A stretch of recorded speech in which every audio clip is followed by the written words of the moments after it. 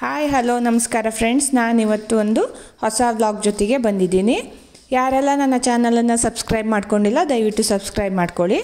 ನಾನಿವತ್ತು ಮೊಸರಂಬಡೆಯನ್ನು ತೋರಿಸ್ತಾ ಇದ್ದೀನಿ. ನನ್ನ ಹಿಂದಿನ ವಿಡಿಯೋದಲ್ಲಿ ನಾನು ಅಂಬಡೆ ಮಾಡೋದು ಹೇಗೆ ಅಂತ ತೋರಿಸ್ಕೊಟ್ಟಿದ್ದೆ. ಈಗ ಆ ಅಂಬಡೆ ಏನಾದರೂ ಹೆಚ್ಚಿಗೆ ಉಳಿದಿದ್ದರೆ ಅದನ್ನು ಮೊಸರಂಬಡೆ ಮಾಡಿಕೊಂಡು ತಿನ್ಬೋದು, ತುಂಬಾ ರುಚಿಯಾಗಿರುತ್ತೆ. ಈಗ ನಾನು ಹೆಚ್ಚು ಉಳಿದಂಥ ಅಂಬಡೆಯನ್ನು ಒಂದು 4ರಿಂದ 5 ಪೀಸ್ಗಳನ್ನಾಗಿ ಒಂದೊಂದು ಅಂಬಡೆಯನ್ನು ಮಾಡ್ಕೊಳ್ತಾ ಇದ್ದೀನಿ. ಈ ರೀತಿ ಪೀಸ್ ಮಾಡಿಟ್ಕೊಂಡಿರೋ ಅಂಬಡೆಗೆ ಒಂದು 2ರಿಂದ 3 ಸೌಟಷ್ಟು ಮೊಸರನ್ನು ಆ್ಯಡ್ ಮಾಡ್ತಾ ಇದ್ದೀನಿ. ಮೊಸರನ್ನು ಆ್ಯಡ್ ಮಾಡಿ ಇದನ್ನು ಸ್ವಲ್ಪ ಹೊತ್ತು ಹೊಂದ್ಕೊಳ್ಳಿಕ್ಕೆ ಬಿಡಬೇಕು. ಈ ರೀತಿ ಮಿಕ್ಸ್ ಮಾಡಿ ಇಟ್ಕೊಳ್ತಾ ಇದ್ದೀನಿ.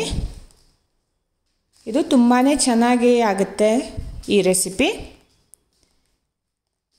ಈಗ ಒಂದು ಒಗ್ಗರಣೆ ಪ್ಯಾನಿಗೆ ಒಂದು 2 ಟೇಬಲ್ ಸ್ಪೂನಷ್ಟು ಎಣ್ಣೆಯನ್ನು ಹಾಕ್ಕೊಳ್ತಾ ಇದ್ದೀನಿ.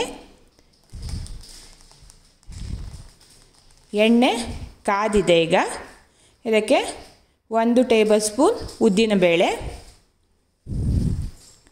ಹಾಗೂ ಒಂದು ಸ್ವಲ್ಪ ಸಾಸಿವೆ.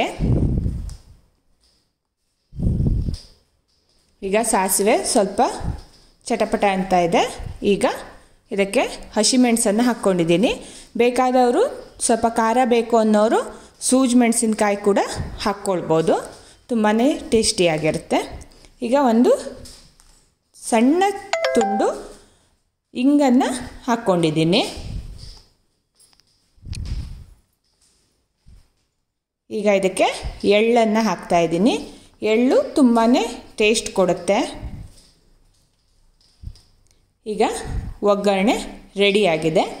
ಈಗ ಇದನ್ನು ನಾನು ಮೊಸರಲ್ಲಿ ನೆನೆಸಿಟ್ಟಿರುವಂಥ ಅಂಬಡೆಗೆ ಹಾಕ್ಕೊಳ್ತಾ ಇದ್ದೀನಿ. ಈ ರೀತಿ ಅದಕ್ಕೆ ಹಾಕ್ಕೊಳ್ಬೇಕಾಗತ್ತೆ.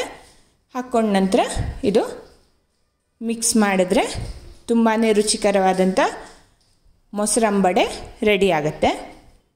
ಇದನ್ನು ಒಂದು ಬೌಲಿಗೆ ಟ್ರಾನ್ಸ್ಫರ್ ಮಾಡಿಕೊಂಡು ಇದಕ್ಕೆ ನಾನು ಸ್ವಲ್ಪ ಕೊತ್ತಂಬರಿ ಸೊಪ್ಪನ್ನು ಆ್ಯಡ್ ಮಾಡ್ತಾ ಇದ್ದೀನಿ. ನೋಡಿ, ಈ ರೀತಿ ಗಾರ್ನಿಷಿಂಗ್ ಮಾಡಿದ್ರೆ ತುಂಬಾ ಚೆನ್ನಾಗಿರುತ್ತೆ,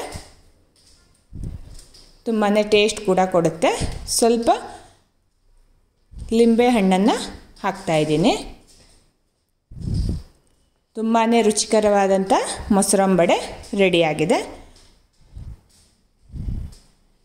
ಇದನ್ನು ಯಾರು ಬೇಕಾದರೂ ತಿನ್ಬೋದು, ತುಂಬಾ ಚೆನ್ನಾಗಿರುತ್ತೆ. ಮೊಸರು ವಡಾದ ರೀತಿಯೇ